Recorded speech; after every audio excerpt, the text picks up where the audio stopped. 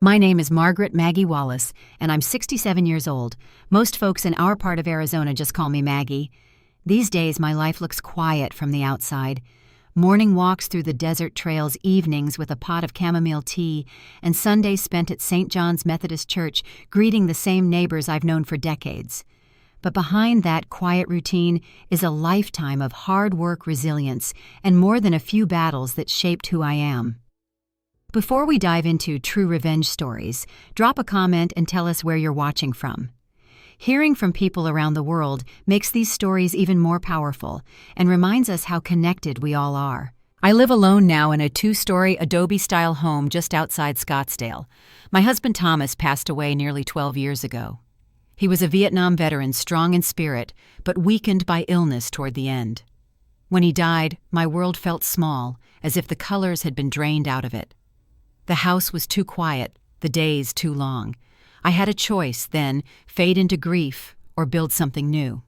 I chose the latter. You see, I had always loved the world of hospitality. While Thomas was alive, we managed a modest roadside inn together, 30 rooms, a diner, attached, the kind of place truck drivers and traveling families remembered fondly. After his passing, I poured myself into expanding what we had started. I bought properties when the markets dipped, refurbished old motels into boutique stays, and gradually built Wallace Hospitality Group, a name that carries weight now in the Southwest. At 67, I don't need to prove myself anymore. My portfolio includes hotels, event venues, and even a small chain of catering companies. I don't flaunt it. I'm not the type to walk into a family dinner bragging about quarterly reports, but I've earned respect in boardrooms, and people in the industry know I keep my word. That quiet strength is my armor. Still, in family circles, that part of me often disappears. When I sit at my brother-in-law's table or attend holiday gatherings, I'm not Margaret Wallace, business owner. I'm just Maggie, the widow who helps with events sometimes. They smile politely when I talk, then quickly shift the conversation to someone else. I've learned to let it slide because peace is easier than pride. But deep down, a sting always lingers. That autumn morning, life felt steady, almost ordinary. The sun had risen over the Sonoran Desert with its usual golden blaze painting the mountains in shades of copper and rose. I sipped coffee from a chipped mug that had survived 3 house moves, flipping through a stack of industry journals. Numbers, forecasts, new competitors, all of it still fascinated me. Even after decades, I felt alive when studying trends and imagining what could come next. My assistant, a sharp young woman named Hannah, had sent over my schedule a call with potential investors in Nevada, a lunch meeting with city officials about zoning laws, and an evening walkthrough at one of our resorts preparing for a corporate retreat. Busy, yes, but fulfilling. These were the rhythms that kept me moving forward after loss. As I glanced at the framed photos lining my office shelf, I paused on one in particular. Thomas and I on the porch of that very first inn. He was in jeans and a worn flannel shirt, holding up a grand opening banner while I stood beside him with flour on my hands from cooking pies for the guests. That picture reminded me why I had kept going. We had built something with love, and I carried that torch even after he was gone. What I didn't know then was that my so-called quiet season was about to shatter. I had weathered storms before, financial downturns, the loss of my partner, even betrayals in business. But the storm heading my way was different. This one would come not from strangers or markets, but from the people I considered family. For now, though, I allowed myself the comfort of routine. I straightened my navy blazer, tucked the photo back into its place, and stepped out onto my balcony. From 30 floors up, Phoenix buzzed with energy traffic, humming sunlight glinting off glass towers, a city alive with ambition. I smiled, unaware that the next phone call I answered would change everything I thought I knew about loyalty, love, and the limits of forgiveness. If you're still watching, comment 1, so I know you're still with me. 2 weeks later, on a crisp Sunday evening, I found myself seated at my brother-in-law's long oak dining table. Robert, my late husband's younger brother, had invited the family for what he called a special announcement. In the Wallace family, that usually meant one of 2 things: somebody was moving or somebody was getting married. The house was full of chatter-clinking dishes and the familiar smell of roast beef, slow-cooked with onions and carrots. Robert's wife Linda had gone all out with mashed potatoes rolls still warm from the oven and a lemon meringue pie cooling on the counter. I had been part of this family for over 40 years, through births, graduations, and more Thanksgivings than I could count. Yet sitting there, I still often felt like the outsider. "All right, everyone," Robert said, standing up at the head of the table, his cheeks flushed with excitement. "Daniel has something to share." All eyes turned to Daniel, his youngest brother. At 35, Daniel was a soft-spoken architect who carried the same quiet determination Thomas once had. He reached for Laura's hand, his fiancée who sat beside him, her smile both nervous and radiant. "We're engaged," Daniel announced, lifting Laura's hand so everyone could see the modest diamond ring glinting in the light. The table erupted in cheers. Linda clapped her hands together. Robert gave a hearty laugh, and even the teenagers at the far end of the table put down their phones long enough to applaud. I smiled genuinely.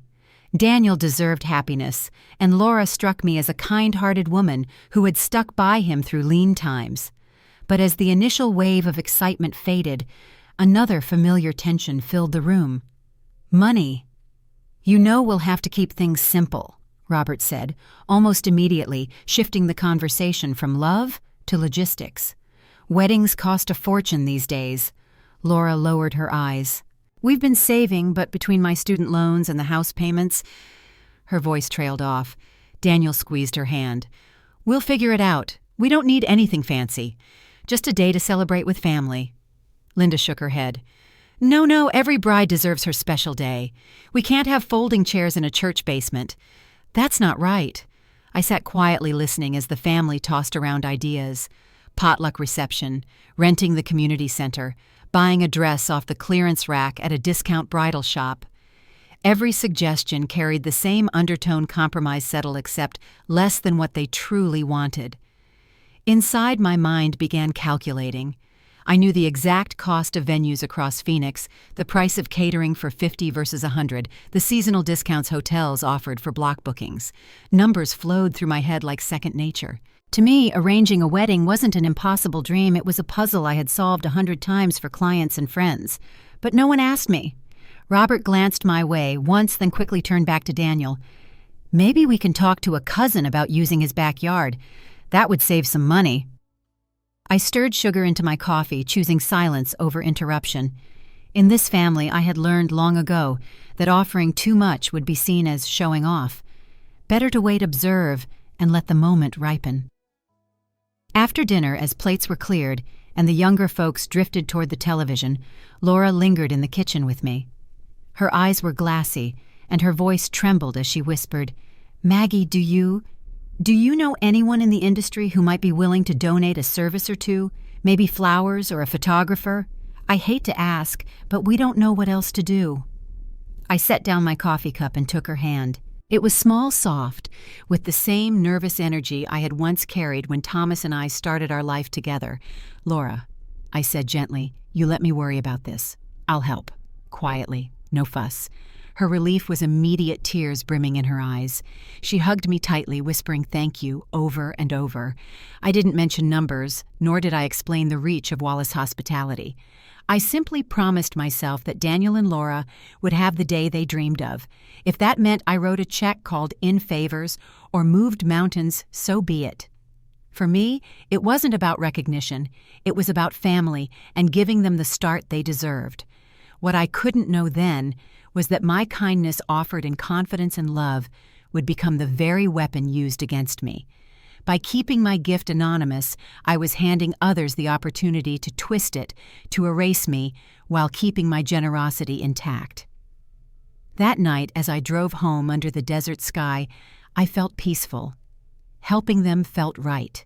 But in hindsight, that was the moment the seed of betrayal was planted, even if I couldn't yet see it growing. The night after that family dinner, I sat in my study with the lights dimmed low, listening to the faint hum of desert crickets outside my window. The conversation replayed in my mind, Laura's trembling voice, Robert's practical suggestions, Daniel's quiet determination to make do. I knew that tone. It was the same one Thomas and I had once carried, stretching every dollar, trying to create something meaningful on a shoestring. I leaned back in my leather chair, staring at the framed photos of my properties across Arizona and Nevada.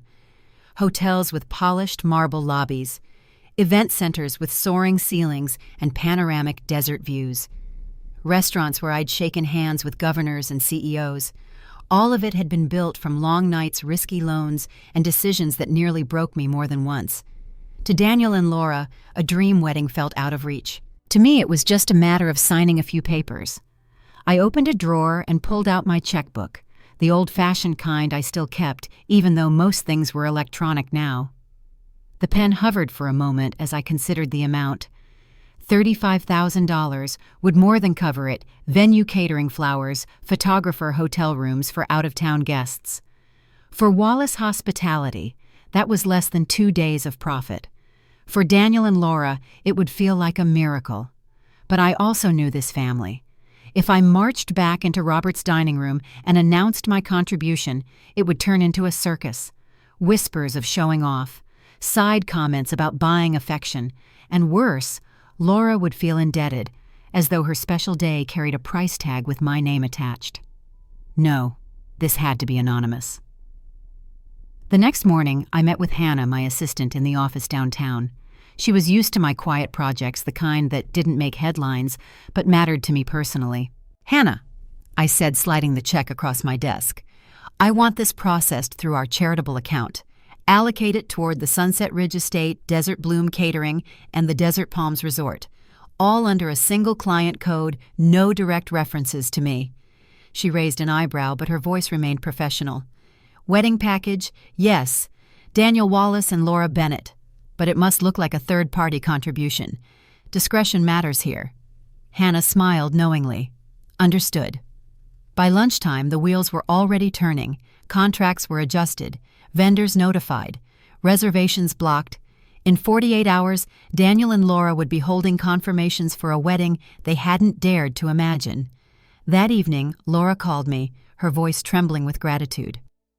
"Maggie, I don't know how, but doors keep opening. Sunset Ridge confirmed availability, and the caterer said everything's handled. Did you—" I cut her off gently. "Sometimes blessings come when you least expect them. Just focus on enjoying your engagement, Laura." She cried softly, thanking me without truly knowing the scope of what had happened. And I foolishly perhaps felt warmed by the secrecy. There was a certain joy in giving without applause, in knowing that I had lifted a burden without anyone needing to sing my praises. That night, I poured myself a glass of Merlot and stood on the balcony overlooking Phoenix. The city lights stretched endlessly, blinking like a sea of promises. I thought of Thomas, of how proud he would be to see me carry on, not just building an empire, but using it to create joy for others. What I didn't realize was how vulnerable that anonymity made me. By removing my name, I removed my protection. The money could be claimed, twisted, reshaped into someone else's narrative. I had given Daniel and Laura their dream, but in doing so, I had handed someone else the keys to erase me entirely. For the moment, though, I let myself believe I'd done the right thing. In my heart, I thought family loyalty would guard the truth. What I couldn't yet see was how fragile that loyalty really was, and how quickly generosity could turn into the very weapon of my undoing. It was a Wednesday morning when the call came through. I had just finished reviewing contracts for a new resort in Nevada, my coffee still warm on the desk, when my phone buzzed with an unfamiliar number. Normally, I would have let it roll to voicemail, but something in me decided to pick up. "Mrs. Wallace." The voice on the other end was female, clipped, and professional. "This is Angela from Sunset Ridge Estate. I'm calling to confirm the final details for the Wallace-Bennett wedding." I smiled faintly. The puzzle pieces were falling into place. "Yes, Angela, thank you for the call." But before I could ask about details, her voice shifted. "We've had conflicting instructions. Yesterday we received a call from your husband, Robert. He said you would no longer be attending the event. However, he also requested that the financial arrangements remain unchanged." I froze my pen halfway across a page. "I'm sorry. What did you just say?" "Your husband informed us that you wouldn't be present." Angela repeated carefully. "But he was very clear that the funds you provided should stay allocated. Venue catering accommodations all confirmed as originally planned. I leaned back in my chair, the leather creaking under my weight. The morning sunlight, which had felt bright and energizing moments before, now seemed harsh, glaring across the polished wood of my office. Robert had uninvited me to my own brother-in-law's wedding, and he thought he could keep my money in the process. My grip tightened on the phone. So let me understand this correctly. He canceled my attendance, but not my check. Angela hesitated, the discomfort palpable even through the line. That's correct, ma'am. In 15 years of event planning, I've never encountered a situation quite like this. A silence stretched between us, filled only by the faint hum of traffic 30 floors below my office window. My mind raced, connecting dots I had ignored, the side glances at family dinners, the way my offers of help were brushed aside, Robert's subtle digs about me being too busy with work. This wasn't a mistake. It was deliberate. "Thank you, Angela," I finally said, forcing my voice into the calm, steady tone I used in boardroom negotiations. "I appreciate you bringing this directly to me. I will handle the matter with my husband." We ended the call, and I sat motionless, staring out at the Phoenix skyline. The city bustled, oblivious to the fact that my world had just shifted on its axis. I thought about Thomas, how he had always seen me as his partner, how he had valued my strength instead of resenting it. And I wondered, not for the first time, what had happened to Robert to turn him into a man who could betray so casually. On my desk lay the financial reports for Wallace Hospitality profits, higher than ever, expansion plans in motion, a reputation built over decades of work. Yet the man who shared my home still introduced me as Maggie, who helps out with some events, still treated me like a convenient checkbook rather than a partner. And now he had tried to erase me entirely. My intercom buzzed. Mrs. Wallace Hannah's voice came through. "You have another call, Diane, from Desert Bloom Catering. She says it's urgent." I exhaled slowly. 2 calls in 10 minutes, both about the same wedding. This wasn't coincidence. I pressed the flashing button. "This is Margaret Wallace speaking." Mrs. Wallace Diane began, her tone strained with the kind of tension only family drama creates. "We received instructions yesterday that conflict with our contracts. Your husband requested we remove your name from all guest lists, seating charts, and communication, but to maintain all financial arrangements as before." My pulse quickened, though I kept my voice even. "Did he say these changes were made with my consent?" A pause. Then, yes. He presented it as a mutual family decision. That raised some red flags for us, which is why I wanted to confirm directly. There it was, the lie laid bare. Robert hadn't just erased me. He had done it by pretending I agreed to my own disappearance. The betrayal cut sharper than I could have imagined. This wasn't about avoiding family drama. It was about control, about diminishing me so completely that I became invisible except for the money he intended to keep. As I ended the second call, my hand shook slightly for the first time in years. Not from fear, but from clarity. The mask had slipped. Robert had revealed himself, and now I knew the truth. My generosity had become his weapon, and I was done being erased. That night I couldn't sleep. The desert wind rattled the windows, carrying with it the dry scent of mesquite, but my mind was far noisier. I lay in bed staring at the ceiling fan, its slow rotation matching the rhythm of memories replaying in my head. Every glance, every offhand comment from Robert's family suddenly sharpened with new meaning. I remembered Thanksgiving just 3 weeks earlier.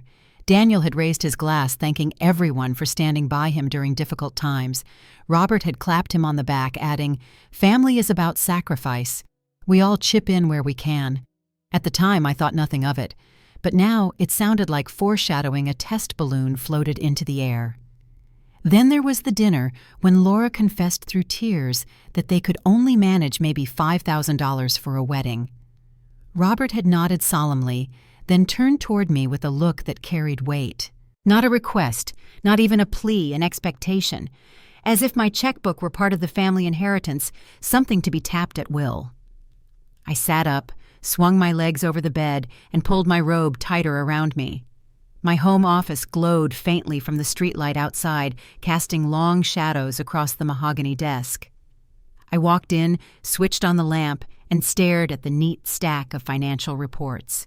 Morrison No Wallace Hospitality had revenues that made industry veterans envious. And yet in my own family, I was Maggie who helps with events. I poured myself a glass of water, my hand steady now. With each memory, the fog cleared. Robert had been laying the groundwork for weeks. Casual comments about too many personalities at weddings. Subtle digs about how I worked too much, how I was emotional at family gatherings. Slowly, he had been painting me as a liability, someone to be excluded for the sake of harmony. And I had given him the perfect opening. By insisting my contribution remain anonymous, I had erased myself from the financial narrative. The money was there, the contract signed, but my name was absent. All Robert had to do was step in and claim the authority. The betrayal was calculated, not impulsive. He hadn't made a rash decision in anger. He had orchestrated my absence like a business deal, remove the inconvenient spouse, keep the financial benefit, move forward without accountability. I pulled open a drawer and retrieved a small leather-bound journal. It wasn't for appointments or budgets, but for reflection, something Thomas had encouraged me to keep after his diagnosis. I flipped to a blank page and began to write. Robert erased me from Daniel's wedding. He lied to vendors claiming I agreed. He kept the money knowing I would not make a scene. This isn't about family harmony. It's about control. The words steadied me. Written truth has a way of cutting through emotional fog. My phone buzzed again, another text from Robert. "Stop making this dramatic. We'll talk when you calm down." I stared at the screen, the word dramatic burning hotter than the Arizona sun at noon. That single word revealed everything he didn't see me as a partner, an equal, or even a person wronged. To him, I was an emotional woman, throwing a tantrum easily dismissed. I set the phone face down on the desk. For years, I had chosen silence in the name of peace. I had swallowed dismissive comments, endured invisibility at family gatherings, let others take credit for the very networks I built. But silence had become permission, and permission had become erasure. Not anymore. As the clock ticked past midnight, a calm resolve settled over me. The betrayal wasn't just personal, it was systemic, woven into years of being underestimated. Robert's family had mistaken kindness for weakness, patience for passivity. They thought they could erase me, cash my check, and carry on without consequence. But they had forgotten one thing. Every venue, every caterer, every hotel room tied to that wedding belonged directly or indirectly to me. And I was about to remind them exactly who I was. The next morning began with another ring of my office phone. Hannah, my assistant, peeked her head through the door with a look I had come to recognize, half curiosity, half alarm. "It's Copper Mesa Catering," she said softly. "They insist it's urgent." I motioned for her to patch it through. "Mrs. Wallace." A man's voice began professional but uneasy. "We received instructions yesterday to modify the wedding menu. The caller, your husband, told us you had stepped back from planning, but that the billing arrangements remain the same. We thought it best to verify with you directly as this seemed unusual." My chest tightened. Another lie layered neatly on top of the first. "Thank you for confirming," I replied evenly. "For now, please make no changes until you hear from me." We ended the call, but the phone barely had time to rest in its cradle before it rang again. This time it was Desert Palms Resort, the hotel where 60 rooms had been blocked off. Mrs. Wallace, the reservations manager, said, her voice strained. "We were instructed to reassign the primary contact for the Wallace-Bennett wedding. The caller said you were no longer involved, but that all deposits should remain intact. I want to be clear, this doesn't align with our standard procedures. May I ask if you did in fact approve this?" I closed my eyes for a moment. The pattern was undeniable now. "No," I said firmly. "I did not. Please consider any such instructions void." By mid-morning, I had fielded half a dozen similar calls, florists, musicians, even the photographer. All told the same story. My husband or someone speaking on his behalf had contacted them, insisting that I was out, but my money was in. The betrayal was no longer private. It was broadcast across the entire wedding network, whispered between vendors carried with each uneasy phone call. Even strangers recognized the absurdity of excluding the person funding the event. And then came the personal calls. First, it was Linda, my sister-in-law. Her voice carried the polished calm of someone rehearsing lines. "Maggie, you know how stressful weddings can be. Robert thought it best if you didn't have to deal with all the chaos. He only wanted to protect you." I let the silence stretch long enough for her confidence to crack. "Protect me by removing my name from guest lists. Protect me by lying to vendors." Her sigh was heavy. Sometimes family has to make difficult choices for the greater good. I hope you can understand that. Before I could respond, the call waiting beeped. It was Daniel. For a fleeting second, I hoped he was calling to apologize to clear the air. "Aunt Maggie," he began, his tone careful, almost scripted. "I just want to thank you for your generosity. The wedding is shaping up beautifully, and Laura and I couldn't be more grateful. As for the guest list, well, we're trying to keep things small, intimate. I hope you understand." Understand. That word again, as though my exclusion were a rational adjustment, not a betrayal. "Daniel," I said quietly, "do you realize I found out from vendors that I wasn't invited? Not from you, not from Robert, from strangers." A pause, then a hollow laugh. "It wasn't meant to hurt you. We just wanted peace. You know how strong personalities can complicate family gatherings. Strong personalities. That was the label now. My presence reduced to a complication. By afternoon, even Laura called. Her voice carried the syrupy tone of someone trying to mask discomfort with sweetness. "Maggie, I just want to say how much we appreciate you putting family first. By stepping aside, you've shown what kind of person you are, selfless, gracious. Frankly, I think this will make the day even more special." It was almost impressive, the coordinated script, each family member playing their role, reshaping betrayal into benevolence. My erasure was now framed as generosity, my silence recast as grace. But beneath the honeyed words, I heard the truth they believed they had me cornered, that I would accept invisibility so long as the checks cleared and the wedding proceeded. They didn't yet understand. By evening, I set the phone on silent, unable to stomach another call. I poured myself tea, sat at the kitchen table, and allowed the quiet to settle. The day's events had confirmed what I suspected. This wasn't Robert acting alone. It was systematic, planned, executed with chilling efficiency. But what they underestimated was simple. They thought they had stripped me of power. In reality, they had handed me proof, call after call, word after word, each one stitching together a tapestry of deceit. And I was about to use that tapestry to unravel everything they thought they controlled. It was nearly dusk when Robert finally came home. I heard the garage door rumble open, then slam shut.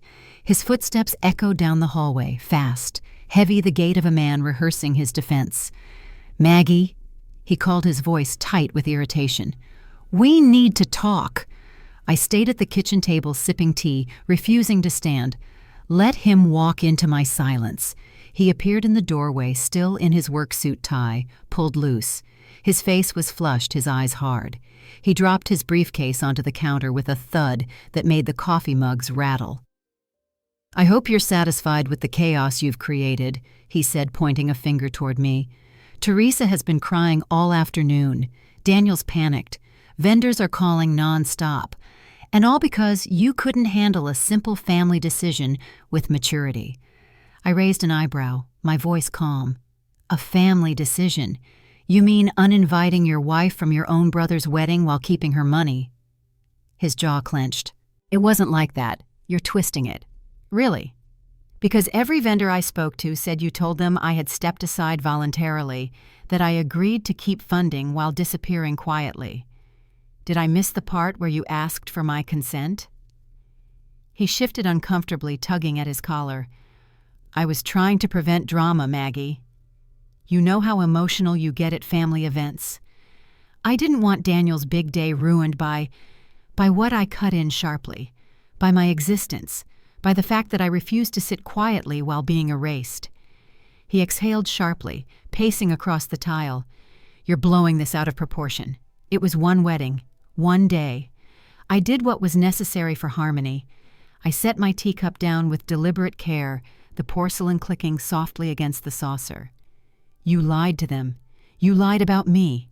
And you stole my money. That isn't harmony, Robert. That's betrayal." His expression hardened, the defensiveness giving way to anger. "You think just because you've built this business empire, you get to control everything, that money buys you the right to dictate every family decision." I stared at him, stunned by the venom in his tone. Control I gave quietly. I never once asked for recognition. I asked only to be included, to be treated with respect. And you repaid that with lies. He slammed his hand against the counter. "You see, this is exactly why I didn't want you there, this drama, this need to be the center of attention." The words cut deep, not because they were true, but because they revealed exactly how he saw me, not as a partner, but as a liability. I stood slowly meeting his gaze without flinching. "For 15 years, I have supported you, your family, and every one of their needs. I wrote checks, I opened doors, I carried burdens they couldn't even name. And now you stand here accusing me of attention-seeking when all I asked for was honesty." His voice dropped quieter now, almost pleading. "Maggie, it was just a mistake. Poorly handled, sure, but my intentions were good. I wanted to keep the peace." I shook my head. "A mistake is forgetting to RSVP. A mistake is ordering the wrong flowers. This was calculated. You erased me, Robert. You lied in my name, and then you dared to call me dramatic when I uncovered the truth." He looked away, jaw tight, unable to meet my eyes. The silence that fell between us was heavier than any shouting match could have been. For the first time, I saw not the man I had married, but the man he had chosen to become, one who measured his worth not by loyalty, but by how effectively he could manipulate the people closest to him. Finally, I spoke, my voice steady, deliberate. "This was your last lie, Robert. I won't let you write me out of my own story. You thought you could use my generosity as your weapon. Now you'll see what happens when I decide to fight back." The room went silent, save for the faint hum of the refrigerator. Robert stood frozen, caught between anger and fear, realizing perhaps for the first time that he had underestimated me. The next morning, I arrived at Wallace Hospitality headquarters earlier than usual. The city was still waking, the desert sun barely cresting the horizon, painting the Phoenix skyline in muted gold. Inside my office, however, the lights were already on, my legal team and senior managers seated around the long conference table. They knew something unusual was coming. The urgency in my voice last night had left no room for doubt. "Ladies and gentlemen," I began, sliding a folder across the table, "our company holds controlling interest in every vendor tied to the Wallace Bennett wedding. Sunset Ridge Estate, Desert Bloom, Catering, Desert Palms Resort. They all report to us directly or through subsidiaries." Heads nodded around the table. No one was surprised. I had spent years quietly building this network of ownership. But this morning those acquisitions took on new weight. "My husband has issued fraudulent instructions in my name," I continued. "He has attempted to alter contracts, reassign points of contact, and misrepresent financial authorizations. Effective immediately, I want every vendor notified that no changes are valid without my written approval." Marcus Chen. My most trusted advisor leaned forward, his voice steady. "Understood. But Maggie, what's your endgame here? Are you looking to cancel the event entirely or just reassert control?" I met his gaze, feeling the calm steel settle in my chest. "Both, if necessary. The family thought they could erase me while enjoying the benefits of my resources. They forgot one crucial detail: those resources belong to me. And if they don't respect, that they don't get them." My legal counsel, Maria Alvarez, flipped through her notes. Every contract includes clauses protecting the financial stakeholder from unauthorized changes. "You're within your rights to terminate immediately. Vendors will follow your lead. They answer to this company, not to Robert." For the first time since the betrayal surfaced, I allowed myself a thin smile. The very empire Robert had dismissed as Maggie's little events business was now the fulcrum on which their entire wedding balanced. "Proceed with termination notices," I instructed, "and prepare statements making clear that unauthorized instructions from Robert Morrison carry no authority within this company." Maria raised a brow. "You want this documented formally? That will leave a paper trail." "Yes," I said firmly. "I want the record clear." He tried to erase me. Now I'll make it impossible for anyone to ignore who actually holds the power." By midday, the first ripples began. Diane from Desert Bloom called again, her voice carrying a mix of relief and astonishment. "Mrs. Wallace, we received your directive this morning. Thank you for clarifying. Frankly, our entire team was uncomfortable with the way Mr. Morrison handled things. Knowing the truth, it makes sense now." An hour later, Sunset Ridge called, then Desert Palms, each confirming that Robert's instructions were void. The vendors had chosen their loyalty quickly once they understood who signed their checks. But the most satisfying moment came when my assistant Hannah walked in, holding a printout of the day's hospitality news brief. "You should see this," she said, handing it over. Across the industry, Newsletter's front page was a headline, "Wallace Hospitality Tightens Control on Regional Wedding Market." The article praised our decisive leadership, noting how vendors had reaffirmed loyalty to corporate directives over external interference. The family's betrayal, still private, had inadvertently turned into a public demonstration of my authority. That evening, Robert stormed into my office, his face pale with fury. "What the hell are you doing? Maggie, vendors are calling Daniel saying everything's canceled. Do you realize the embarrassment you're causing?" I rose from my chair slowly, letting the silence stretch before I answered. "No, Robert. Do you realize the embarrassment you caused when you lied in my name? When you told the world I was too emotional, too unstable to attend my own family's wedding?" His mouth opened, then shut. For once, he had no ready excuse. I stepped closer, my voice low but sharp. "You thought I was just a checkbook. You thought you could erase me, keep my money, and carry on. But what you forgot is that I don't just sign checks. I own the pen. I own the paper. And in this business, that means I own the future." For the first time, I saw fear flicker in his eyes. Not fear of losing me, but fear of losing the comfort, the lifestyle, the illusion of control he had built on the back of my empire. And in that moment, I knew the power had shifted. Monday morning at 10 a.m., the 32nd floor conference room of Wallace Hospitality gleamed under the desert sun. Floor-to-ceiling windows opened to a sweeping view of Phoenix, with the Camelback Mountains standing tall in the distance. The long mesquite wood table was polished to a mirror shine, surrounded by leather chairs that cost more than most people's monthly rent. This was my domain, and today I had summoned the family here on my terms. Robert walked in first. Gone was his usual swagger. He glanced around at the walls lined with original Southwestern art and corporate awards, his hand trembling slightly as he set his briefcase on the table. Daniel and Laura came next, faces tight, trying to look composed. They chose seats on the left side, avoiding my gaze.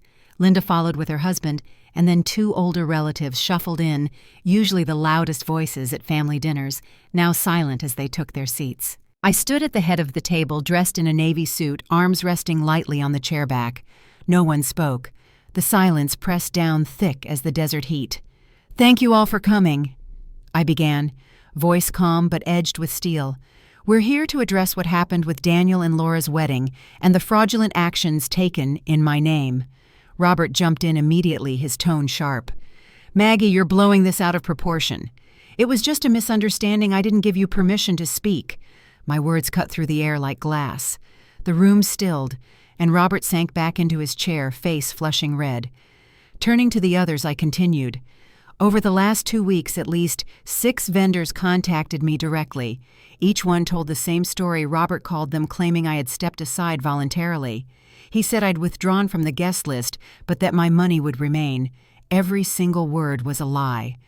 Linda leaned forward, her voice soft, practiced. "Maggie, you have to understand. Robert only wanted to avoid conflict. Weddings can be stressful, and stress doesn't justify forging my consent," I snapped. "You didn't just leave me out. You plotted to erase me completely while enjoying the benefits of my funding." Daniel's voice cracked slightly as he tried to sound steady. "Aunt Maggie, we really do appreciate your generosity, but Laura and I wanted something smaller, more intimate." I leaned over the table, my eyes locked on his. "Smaller, Daniel. Do you even realize every venue, every hotel, every catering service tied to your wedding belongs to Wallace Hospitality? My company, my empire. You tried to cut me out of something built on foundations I laid, and you thought I wouldn't notice." The silence was deafening. Laura stared at the tablecloth. Robert bit his lip. "This isn't just family drama," I said, voice low and cold. "This is deception. Fraud. And I won't let it slide." I slid a folder across the table. "These are the only terms under which your wedding moves forward. A payment of $75,000 wired to the company account within 48 hours. Written apologies from Robert, Daniel, Linda, and both parents admitting exactly what they did. A public apology to me during the reception in front of every guest." Robert shot to his feet. "This is insane. I'll never sit down." My tone was sharp enough to slice through the air. He froze, then sank back into his chair, fists clenched. Daniel's shoulders slumped. His voice was small. "Aunt Maggie, $75,000. We don't have that kind of money." "You'll find it," I said evenly, looking directly at Laura, then at Robert. "Because if you don't, the wedding doesn't happen. And when your guests ask why, they'll hear the truth from me." Again, silence filled the room. The weight of it pressed on them until I could see the cracks forming in their expressions. No one laughed. No one dared to argue. For years, I had been the quiet woman at family dinners, the one overlooked, dismissed, underestimated. But here in my boardroom, surrounded by the proof of my power, that woman no longer existed. What they faced now was Margaret Wallace, CEO, owner, matriarch. "You have 48 hours, I said, gathering the papers into my briefcase. "Comply, or you explain to 60 guests why there is no wedding." I walked to the door without another word. Behind me, I left a table full of pale, shaken faces, finally realizing the game had changed. The silence from the boardroom lingered long after I left.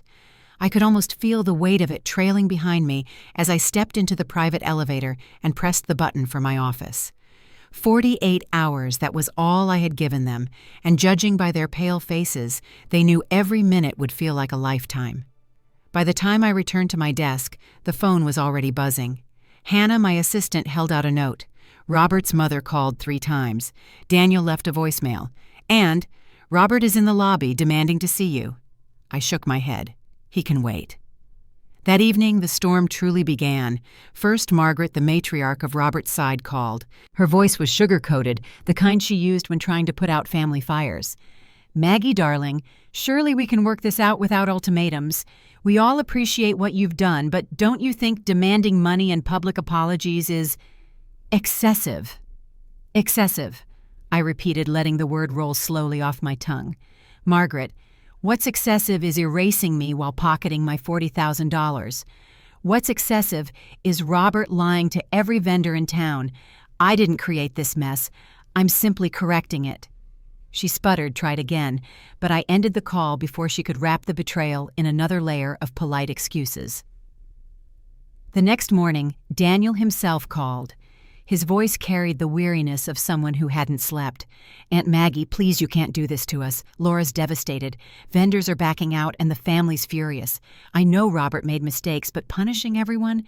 It feels cruel." I almost pitied him. Almost. "Daniel," I said gently, "actions have consequences. You were old enough to know better when you sat in those meetings, deciding whether I belonged at your wedding. You chose silence over decency. That silence costs something. Now you get to decide how much it's worth." By noon, Laura reached out too this time, through email. Her words were polished, careful, almost corporate. She thanked me again for my generosity and pleaded for understanding. What struck me most wasn't her desperation. It was her refusal to admit any wrongdoing. To her, my conditions weren't justice.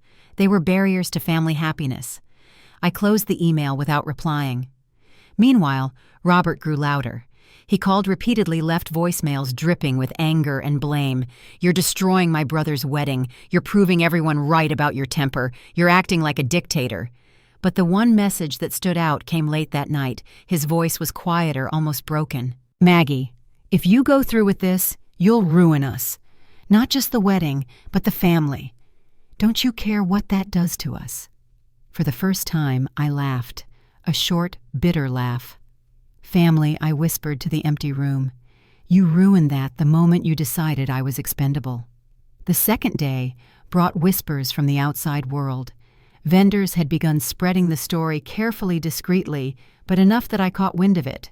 The Wallace wedding might collapse. Margaret Wallace herself pulled the plug. Why betrayal? In the hospitality business, reputation is currency. And for once, the current ran entirely in my favor. Industry peers called to express admiration. Competitors suddenly eager to talk partnership. What Robert's family thought was humiliation was in fact my elevation. Meanwhile, Robert's relatives scrambled. Margaret tried to pool money from savings and loans. Linda called around to cousins hinting at a family emergency fund. Daniel even approached his firm's partners about a short-term advance. Each attempt fell short of the looming $75,000. By the end of the second day, I received a courier envelope delivered to my office. Inside was a letter, handwritten in Daniel's careful script. Aunt Maggie, we accept your terms. The money will be transferred tomorrow. Enclosed are signed apologies from each of us. We hope this gesture begins to repair the harm we've done. We leave the rest in your hands. Tucked behind the letter were 5 separate notes, Robert's the most begrudging, Margaret's defensive but polished, Linda's shaky, Laura's overly formal. Only Daniel's felt genuine. I read them once, then slid them back into the envelope. The transfer hit my account the next morning. $75,000, nearly double the original gift they thought they could steal. The decision had been made. That night, as I stood on my balcony watching the desert sky fade into violet dusk, I let the cool air wash over me. I had forced them to choose, and they had chosen survival. But it wasn't about the money or even the apologies. It was about recognition. For the first time, they couldn't ignore who I was or what I had built. They had treated me like a shadow. Now they knew I was the foundation. And without me, everything crumbled. 4 weeks later, the desert evening settled over Canyon Vista Lodge, a property I had acquired years ago, and one of my favorites for its quiet elegance. Unlike the sprawling resorts and luxury estates in our portfolio, this lodge sat tucked against the Arizona foothills, framed by ridges that blushed purple as the sun went down. I had chosen it deliberately. It was intimate, dignified, impossible to mistake for a spectacle. Gone was the original guest list of 60 bloated with cousins, co-workers, and friends of friends. In its place stood 40 carefully selected invitations. The chatter of unnecessary acquaintances had been stripped away. For once, people who truly mattered filled the seats. It was not a lavish show. It was a wedding that could breathe. The decor reflected that shift. No towering floral arrangements meant to impress. Instead, clusters of desert wildflowers in low stone vases rested along tables made from reclaimed wood. Lanterns cast warm pools of light across the patio. The ceremony arch was simple hand-carved beams draped with linen framed by the mountains themselves. Nature did the decorating better than money ever could. Inside the kitchen, the catering team I'd trained personally worked like a seasoned orchestra. Rosemary roasted chicken, citrus, glazed salmon, haricots, verts tossed with almonds, warm bread baked on site. Dessert would be lemon tarts made from the same recipe Thomas and I had once sold in our tiny roadside diner decades ago. That memory still lived in my bones, and tonight it seemed right to serve something born of both struggle and love. I arrived early, dressed in a navy gown I had worn before. Nothing new, nothing designed to dazzle. The point of this evening was not me, though my presence carried a weight it hadn't before. Hannah walked beside me, clipboard in hand. Vendors checked in, she reported. Seating confirmed. Photographer knows you'll be reviewing all images before release. Everyone's on time. Good, I said, my voice calm. Let's keep it that way. Guests trickled in with coats pulled tight against the desert chill. Some looked nervous, others curious, many avoiding my gaze. A few offered tentative smiles as though testing whether bridges could still be built. I returned each one politely but without promises. Forgiveness is not granted in a single evening, it is earned over time. Robert stood near the fireplace, shoulders tense in a suit too crisp for the weariness etched on his face. He glanced at me once but quickly looked away. For years he had treated me like an accessory. Tonight, he was the accessory, an awkward ornament in a story no longer under his control. Daniel approached me before the ceremony began. Alone. No Laura at his side, no family behind him, just a young man preparing to take vows. Aunt Maggie. He began, voice steadier than I expected. I need to say something before the ceremony. I was wrong. Not just about the wedding. About everything. Every time I stayed quiet, when I should have spoken, every time I let others decide what was fair to you. I was a coward. I'm sorry. I studied his face, noting the sleeplessness around his eyes, the strain of weeks spent balancing love and family politics.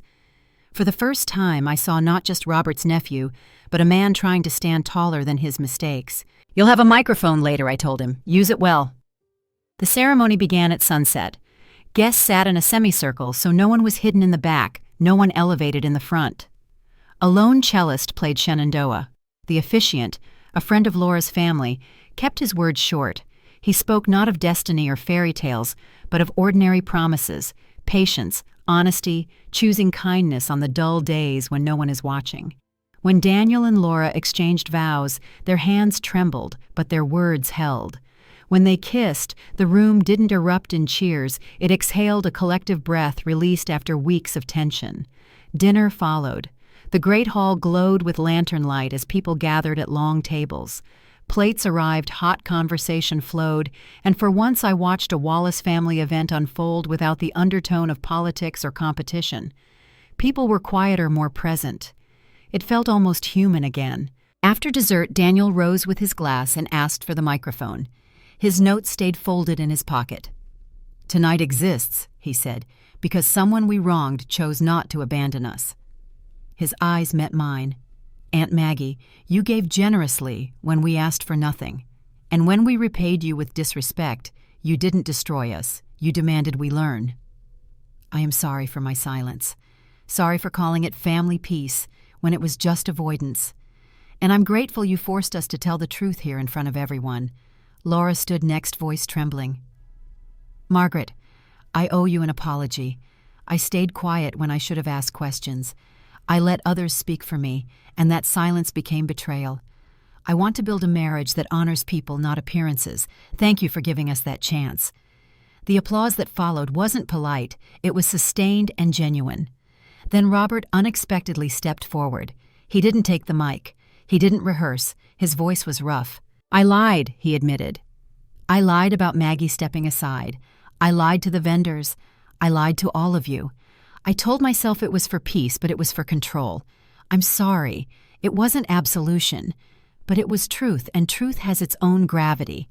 I nodded once, nothing more. Music rose and couples drifted to the dance floor. I stayed seated, content to observe. Guests came in small waves, some to thank me, some to confess they hadn't realized the scope of what I'd built.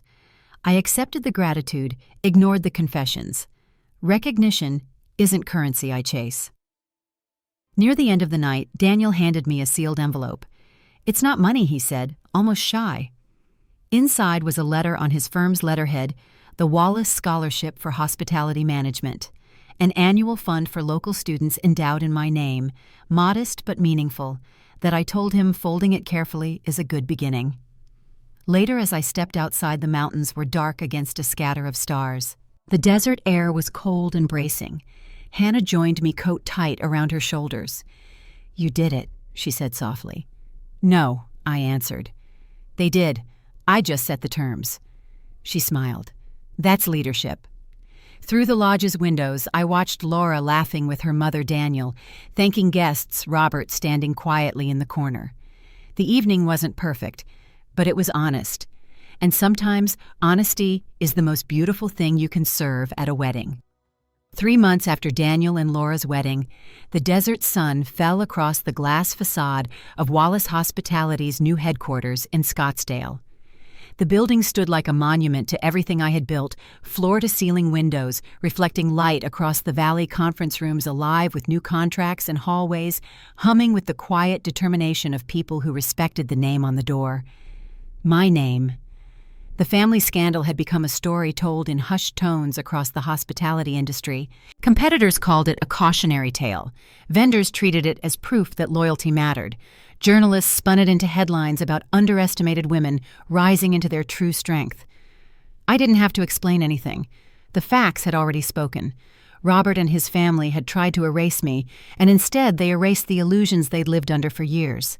At night, I sometimes replayed the quiet moments, the family dinners, where my contributions were ignored, the patronizing smiles when I was introduced as just helping with events, the years of making myself smaller so others could feel bigger.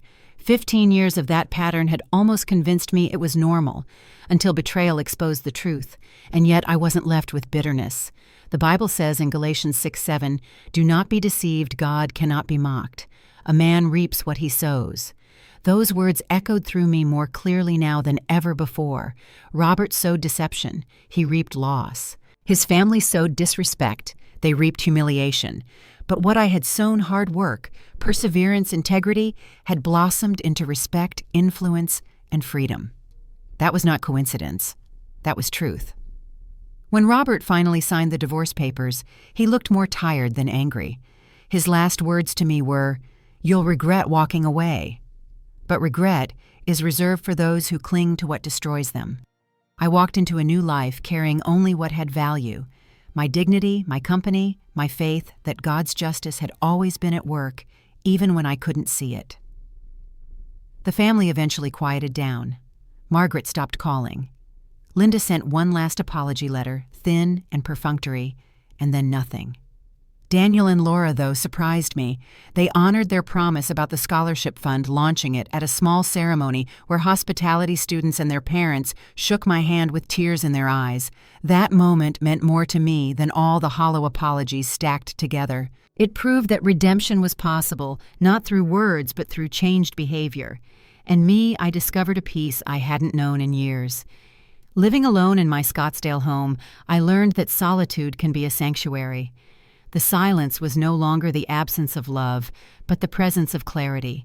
I no longer had to shrink myself for the comfort of people who treated my generosity like weakness. As I sat one evening on the balcony with a glass of wine, I thought about how this story would sound to someone outside. Was it revenge? Was it justice? Was it simply the natural outcome of choices made and truths revealed? Perhaps all three. But above all, it was proof of that biblical principle, you reap what you sow. That's why I believe stories like mine resonate. Because they aren't just about betrayal and payback, they are about truth surfacing, dignity restored, and strength revealed at exactly the moment it's needed. They are what people search for when they look up true revenge stories, not cruelty, but consequence, not pettiness, but principle. And now to you, the listener, the viewer, the person sitting somewhere with your own scars from being underestimated or betrayed. I want to leave you with this. You are not invisible. You are not just someone else's accessory or checkbook or afterthought. You were created with worth, and your worth is not determined by those who fail to see it. As the Bible reminds us, every seed planted bears fruit in time.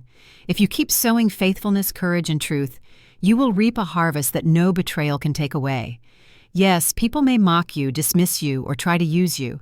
They may strip away invitations, erase your name, or tell lies about your place in the family. But their actions do not define your destiny. Only God does, and His justice has a way of bringing things full circle in ways no one can predict, but everyone must respect. So if you are listening now, holding back tears because someone tried to make you small, remember this: your quiet strength is not weakness. It is preparation. One day, like me, you may find yourself standing in a room where every eye finally sees what God saw all along, that you were the foundation holding everything together. And when that moment comes, don't be afraid to set terms. Don't be afraid to require respect. Don't be afraid to walk away from those who sow deception, because their harvest will come whether you watch it or not. What matters is that you stay faithful. Keep planting what is good, and never forget the truth of Galatians 6:7. Because in the end, revenge is not about rage, it is about restoration. It is about dignity being put back in its rightful place. It is about seeing lies collapse under their own weight, while truth rises steady like the desert sun that cannot be hidden. So tonight, as this story closes, I ask you, what seeds are you planting and what harvest are you preparing to reap? If this story spoke to you, if you saw yourself in my journey, don't keep it to yourself. Share it with someone who needs the reminder. Hit that subscribe button, leave a comment below, and join us for more stories that prove strength and justice still have a voice in this world. Because these are not just stories of betrayal. These are true revenge stories where dignity wins truth, speaks louder than lies, and God's justice has the final word.